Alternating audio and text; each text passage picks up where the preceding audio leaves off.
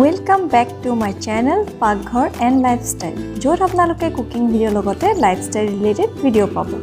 Aru aji moi apnaloko osorloi manimoni hakor recipe eta loi aisu juntu moi patot di banam kintu moi yat kolpat byabohar kora nai yat moi foil paper use korisu tene hole ahok video ru start koru. Eya moi prothomote manimoni khini bhalke mixit paste kori lolu aru yat moi kesa jolokia 4 ta man disu jolokia to apnaloke nijor juhmote di lobo aru nohuru kefutaman আৰু লগতে এয়া বিলাহিও কেৰখমান এই ধৰণে কাটি পাই ইয়াতে দি দিছো আৰু এতিয়া এইখিনি মই ধুনিয়াকৈ পেক কৰি লওঁ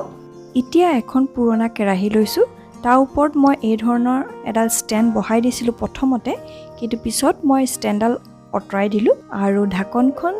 লগাই মই একেবাৰে লো ফ্লেমত তাক ইপিটি হিপিটিকৈ ভাপতে হিজাই আছিলো ইয়াত মই একো দিয়া নাই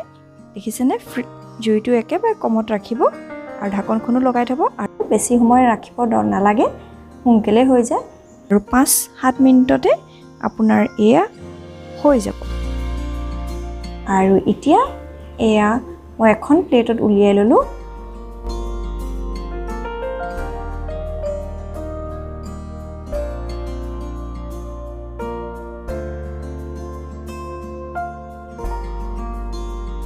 আৰু এতিয়া ইয়াৰ ওপৰত মই এচামুচ কেঁচা মিঠাতেল দিছো